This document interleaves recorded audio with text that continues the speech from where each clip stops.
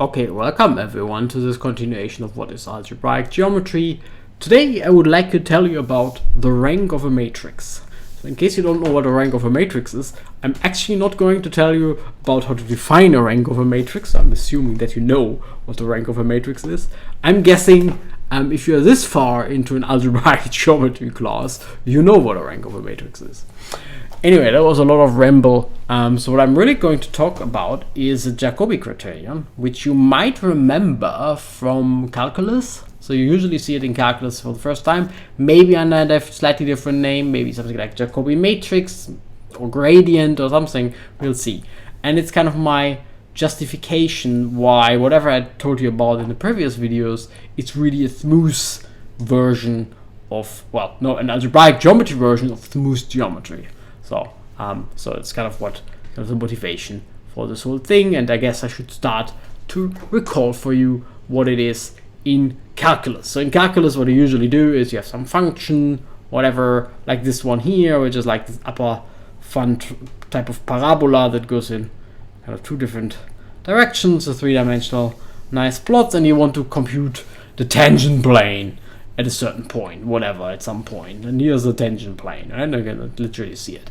So how do you do that? Well, you usually compute a certain type of matrix, namely this matrix which people call the Jacobian, where you just take the derivative with respect to x and the derivative with respect to y, you put it in a matrix form. In this case, it's a boring matrix, it's just a vector matrix.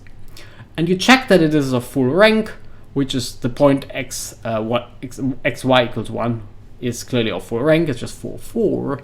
So that works. And then you're sure that there should be a tangent plane, and you can just compute the tangent plane using the entries of the matrix.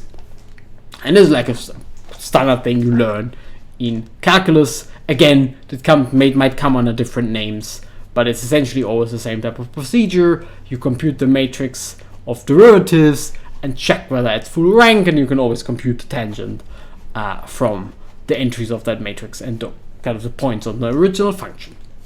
Fine.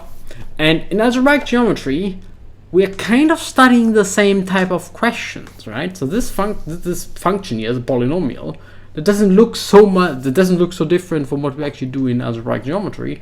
The only thing you would do in algebraic geometry, instead of rather studying the function as itself, you would look at its zero set, and that's our new geometric object. But let's be realistic, that's not very far away from the standard calculus type, oh, here's the function and that whatever, study the function, whatever the growth rate or the tangent or whatever you study for the function. It's not very different, right? So there should be a method similar to this Jacobi matrix type thing, right? Makes sense. And since we're in algebraic geometry, we really only have polynomials, so we don't even expect too crazy functions turning up. At the worst case, we have rational functions, which are still much easier than general functions. So this should just work, right? And that's kind of the whole point. Yes, it does. So let's have a look. So if we do something like our friend here, hopefully by now, so x squared equals x squared. Y cubed, very difficult. Y squared equals x cubed. So this little cusp type thing, here the blue one. And let's say we want to compute the tangent. In this case, it's a line, not a plane. So my illustration came down one dimension, and we want to compute it at the value of 1, 1, for example. So what do? Well, you just write down the Jacobian matrix. How would you define the Jacobian matrix? Well, you can just take the derivative with respect to both variables. You just need to be careful to just put them both on the side and on one side, so they look exactly like the type of equations we were studying all the time. And then just take the derivatives, right? So minus 3x squared and the 2y, something like that. Not too difficult. And this is full rank. Of course it is. Unless, well, both coordinates are 0.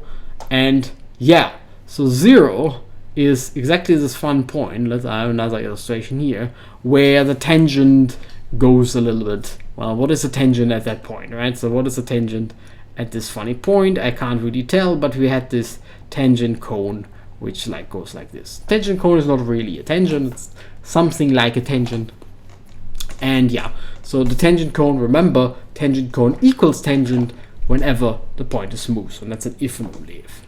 And this full rank criterion just essentially identifies whenever the tangent cone is a tangent, so it will identify the smooth points.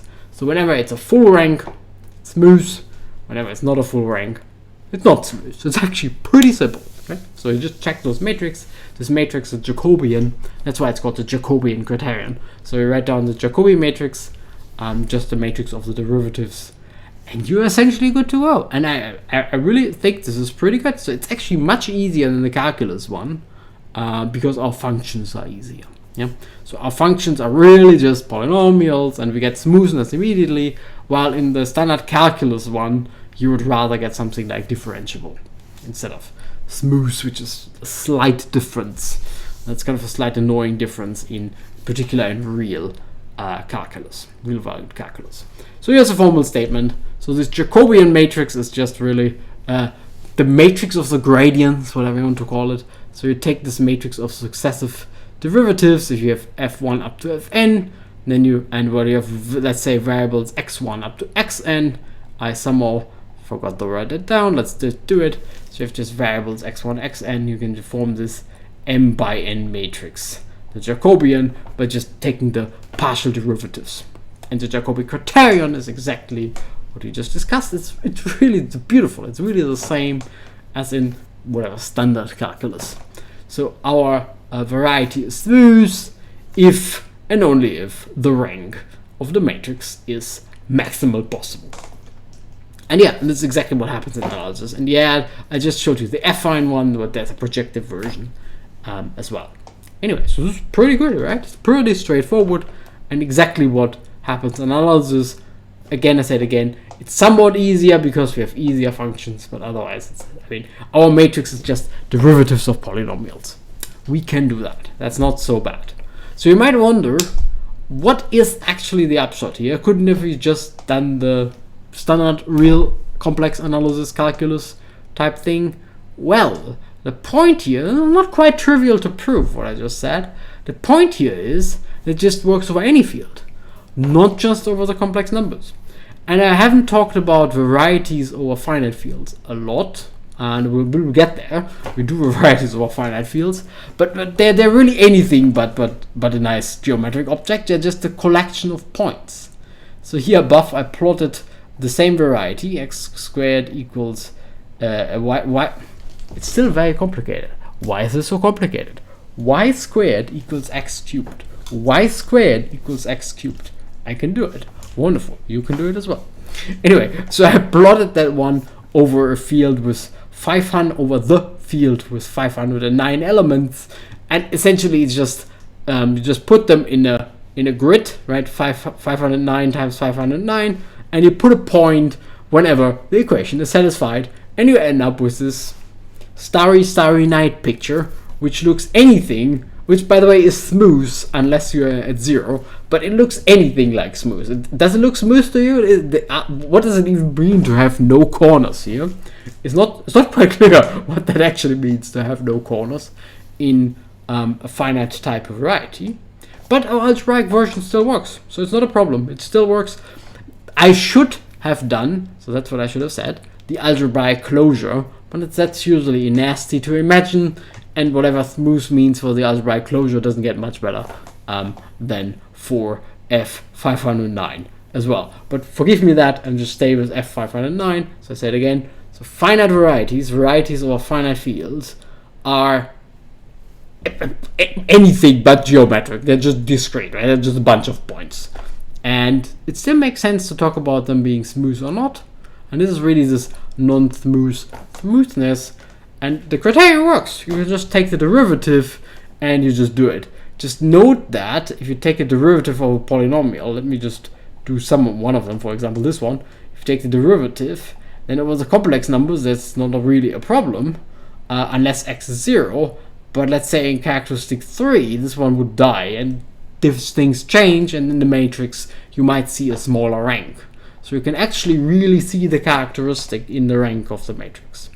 And you can also see this smoothness in the rank of the matrix, which is then an honest generalization from what we have seen in calculus, or what we have all seen in calculus. But otherwise, that's really the same criterion, just now we can apply it in algebraic geometry over any field, and it's actually not so difficult to just compute derivatives of polynomials.